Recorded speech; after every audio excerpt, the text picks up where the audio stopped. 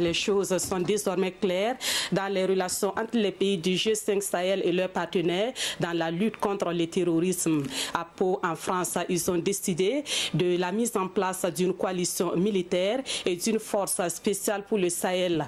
Les différentes parties ont donc décidé du renforcement de leurs alliances avec à la clé l'envoi de 220 soldats supplémentaires par la partie française. Des détails avec Ruth Bini Ouattara. Des résultats probants rapides.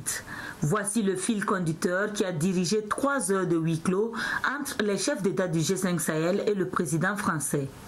Au sortir, une déclaration conjointe axée sur 4 piliers et une volonté manifestée de poursuivre et renforcer la coopération militaire entre les différents partenaires.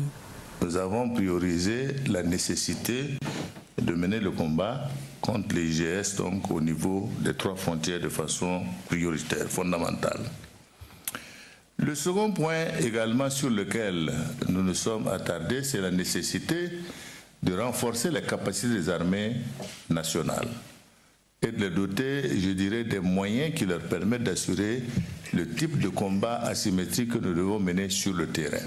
Le troisième pilier, c'est celui de faire en sorte que nous puissions restaurer, je dirais, l'autorité de l'État, en faisant en sorte également que nous puissions faire en sorte que les populations retournent sur le terrain, puisque nous avons beaucoup de déplacés internes, faire en sorte également que nous puissions réouvrir les écoles, les centres de santé, et permettre aux populations d'accéder aux centres de santé primaires. Et enfin, nous devons travailler également au développement. Le développement, donc, qui va se dérouler à travers le programme de P3S que nous avons déjà lancé, qui également va travailler sur le point du plan d'investissement prioritaire du G5 Sahel et le plan d'urgence également que nous avons déjà défini, discuté à Nouakchott. Pour les chefs d'État du G5 Sahel, il faut à tout prix des résultats et cela y va de leur crédibilité. Il nous faut des résultats probants, rapides, parce que nous jouons tous la crédibilité de chaque pays ici présent et la crédibilité de la coalition de façon générale, parce qu'il peut avoir le sentiment qui ressort que nous ne sommes pas capables de pouvoir gérer le défi que nous avons en face. La coopération s'intensifie désormais avec la mise en place d'un nouveau cadre politique, stratégique et opérationnel baptisé Coalition pour le Sahel. Et cette coalition nationale, évidemment, regroupe aussi bien je dirais la France, les pays du G5, nous avons l'Union africaine, l'Europe et tout autre partenaire qui veut participer à cette coalition internationale Sahel que nous avons décidé de mettre en place. Les forces spéciales européennes baptisées Task Force Takuba seront désormais partie prenante de la force Barkhane qui se voit renforcée de 220 hommes en plus des 4500 autres déjà sur le terrain.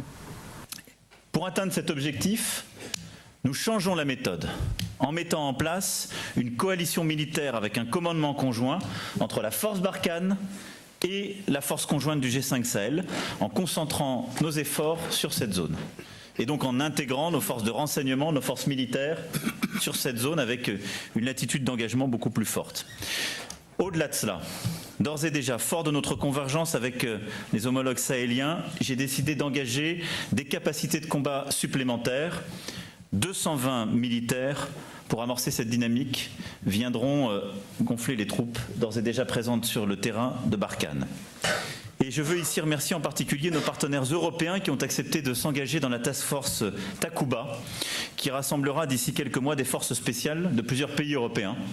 Les chefs d'État plaident pour un renforcement de la présence internationale à leur côté et reconnaissent le soutien crucial que leur apportent les États-Unis au moment où ces derniers souhaitent réduire leur présence militaire en Afrique. Si les Américains décidaient de se retirer de l'Afrique, ce serait une mauvaise nouvelle pour nous, je vous le confirme.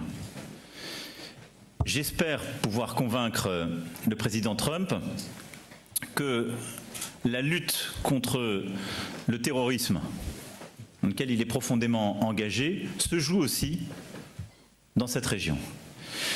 Et que le sujet libyen n'est pas séparable de la situation au Sahel et dans la région du lac Tchad. Et que si nous perdons un de ces trois théâtres sur le plan militaire et diplomatico-politique, nous pouvons nous inquiéter. Dès à présent, il n'est plus question de disperser les forces. Les positions sont désormais clarifiées, les responsabilités situées, les résultats attendus avant le prochain sommet de Nouakchott en juin prochain où la Mauritanie prendra la présidence du G5 Sahel.